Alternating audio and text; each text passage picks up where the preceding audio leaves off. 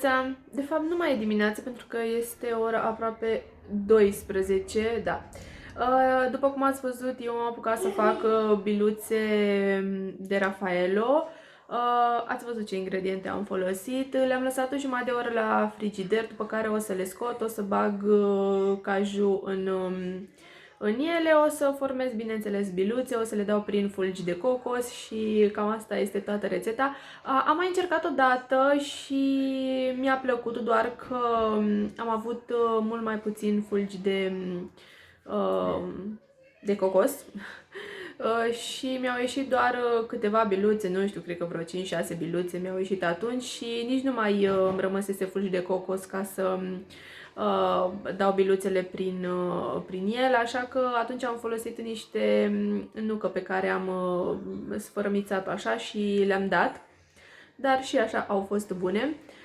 Se pare că la noi a ieșit soarele, avem o vreme destul de posomorâtă, bine, nu astăzi, dar toată săptămâna trecută a fost destul de posomorâtă, nici nu am ieșit din casă, dar astăzi vreau să mergem la oraș, vreau să îmi cumpăr o pereche de blugi, dar nu este ceva foarte, foarte urgent. Mergem mai mult să ne plimbăm pentru că, sinceră să fiu, m-am cam plictisit în casă. Soțul meu este deja de o săptămână și ceva în România și noi când ieșeam cu el, așa că dacă el este plecat, noi nu prea am ieșit. Dar astăzi, da, am zis că o să mergem la oraș. Mă apuc să strâng vasele, să le pun în chiuvetă, să le spăl, după care o să scot compoziția de la frigider și o să formez biluțe și o să vă arăt cum a ieșit.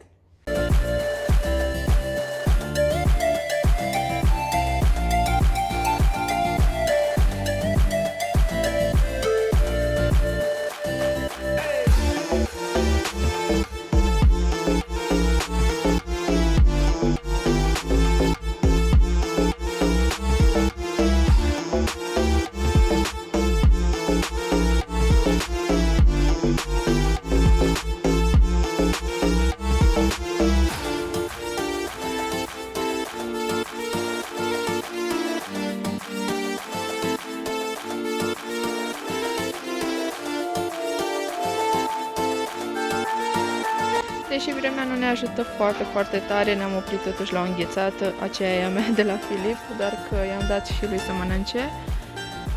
Și aici avem o clădire foarte veche.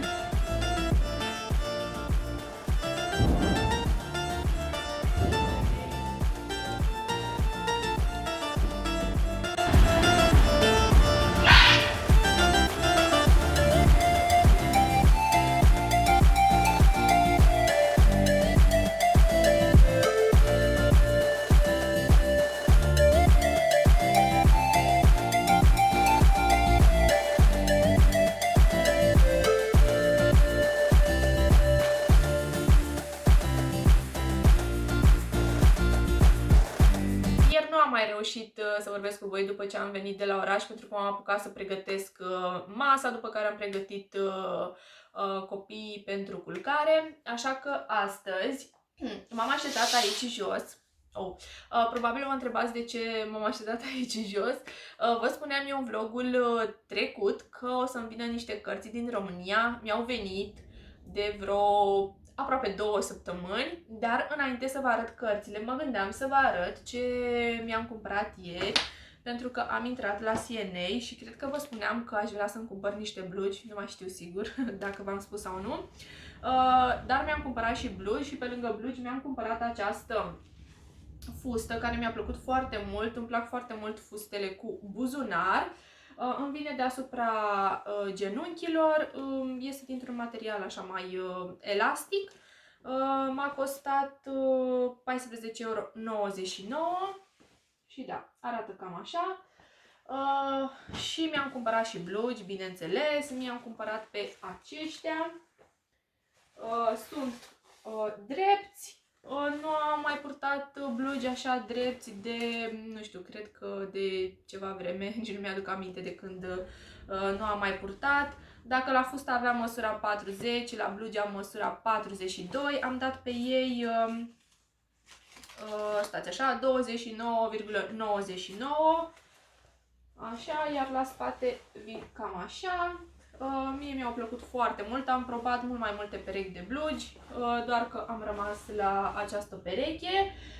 Și acum să vă arăt cărțile. Am 4 cărți, i-am cumpărat și una lui Filip, dar am uitat-o jos, așa că nu o să vă mai arăt. Una dintre cărți am terminat-o. Este aceasta, Fă-ți patul. Este o carte de dezvoltare personală. Pe mine nu prea mă atrag cărțile de dezvoltare personală, doar că la această carte mi-a plăcut foarte mult titlul, atât de simplu, Fă-ți patul.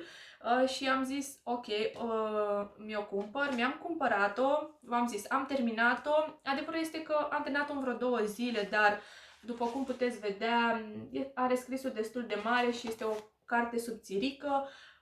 Eu atunci când am cumpărat-o nu m-am uitat să văd numărul de pagini și mă așteptam ca ea să fie mai groasă, dar nu mă deranjează pentru că am terminat-o repede.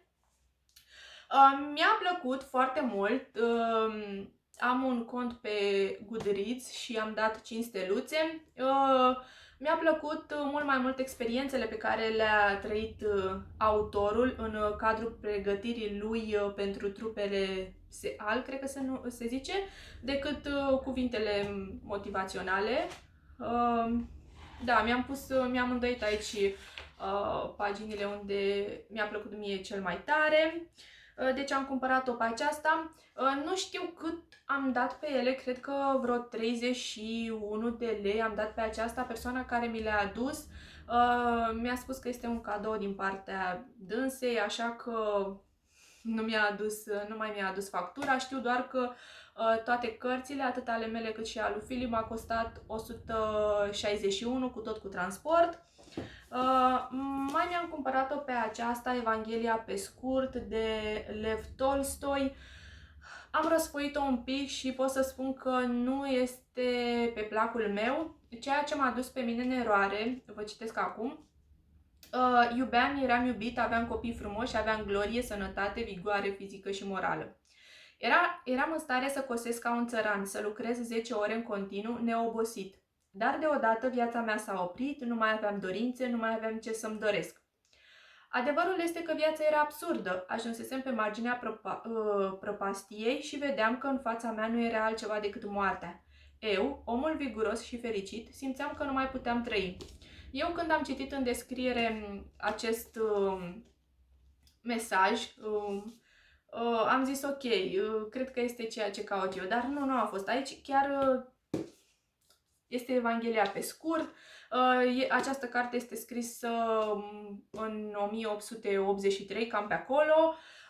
Pe atunci Evangheliile nu aveau capitole. Stați să vă arăt un pic cam cum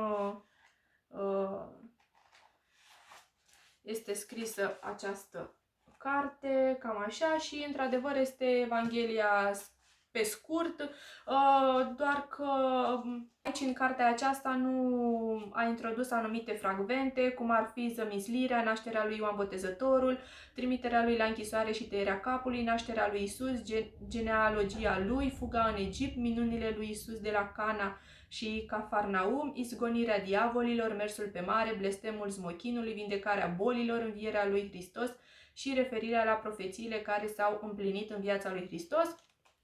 Și zice așa: aceste fragmente au fost lăsate deoparte în scurta tâlcuire de față, fiindcă nu cuprind învățături, ci doar ilustrează evenimente care au avut loc înainte, în timpul și după activitatea de învățătură a lui Isus, astfel încât nu contribuie cu nimic la tâlcuirea învățăturii, ci dimpotrivă doar o îngreunează și o fac mai complicată. Deci, acele fragmente s-au scos, iar această carte conține restul de fragmente din Noul Testament. Nu știu cât am dat pe ea, 30 și ceva de lei, tot la fel am dat. Aici mai am pe Jos în Himalaya. Nu știu, nu am mai citit genul acesta de cărți în care un om își povestește experiența lui.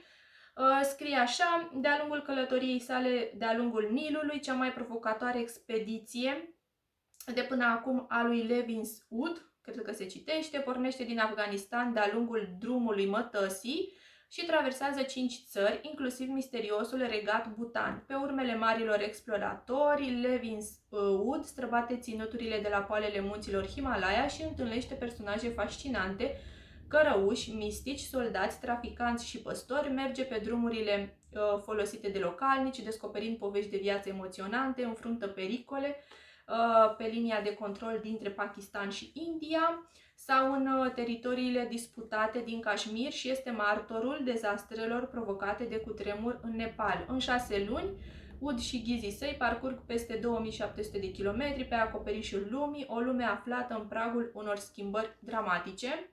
De-abia aștept să o citesc, chiar sunt foarte curioasă de experiența pe care a trăit-o el. Iar aici mai am La Belle Époque, cred că se citește, Amurgul unei lumi. Spuneți-mi voi dacă nu este frumoasă cuperta. Eu atunci când mi-am cumpărat această carte citeam Coco Chanel. Eu v-am mai spus vouă că Parisul este orașul meu preferat, iar această carte povestește perioada din 1900 a lui Pablo Picasso, Igor Stravinsky, Marcel Proust, Gertrude Stein, Louis Renaud, Marie Curie și al fraților Lumière, înainte și în timpul primului război mondial. Eu, atunci când am cumpărat această carte, nu am știut că la sfârșitul ei vine și cu imagini și mi-a plăcut foarte, foarte tare. Să vă arăt o imagine frumoasă. Deci aici erau la bal și zice așa, balul sau serata elegantă, circa 1896, o scenă desprinsă parcă din ciclul românesc prustian. Așa, și mai, era să-mi scape, mai este o imagine care mi-a plăcut foarte tare, este aceasta. Și spune așa: vedere panoramică a expoziției universale de la Paris din 1900. Dar foarte, foarte frumos, chiar mi-a plăcut foarte mult. Mă bucur că le-ai introdus în carte. Chiar eu atunci când citeam Coco Chanel, chiar mă gândeam de ce nu a pus câteva poze din acea perioadă, pentru că într-adevăr se găsesc câteva poze pe internet cu Coco Chanel. Unele din personajele pe care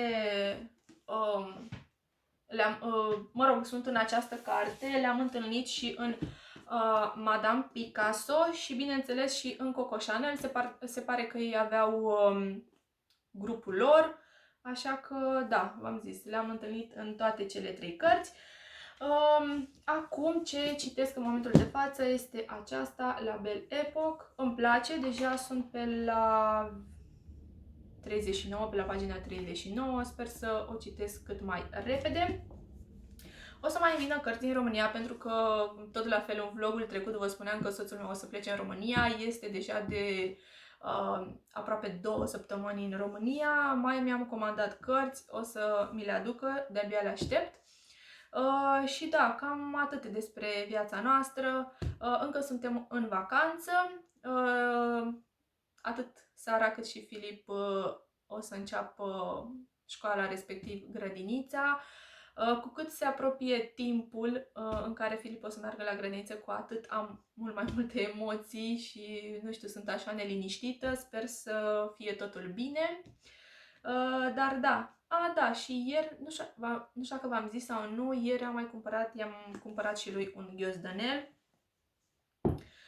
Da, mă duc jos, l-am adormit pe Filip, el doarme, dar vreau să mă duc jos să vedem, vreau să spăl baia de jos și holul, pentru că, na, tot intrând, ieșind, se face mizerie. O să închid vlogul aici, pentru că nu vreau să fie un vlog tare lung, așa că eu vă mulțumesc dacă ați ajuns până la sfârșitul acestui clip. Sper că v-au plăcut cărțile, vreau să-mi spuneți ce carte v-a atras vouă atenția, chiar vreau să-mi lăsați în comentarii. Eu vă doresc un weekend minunat, iar noi ne revedem în clipul următor. V-am pupat!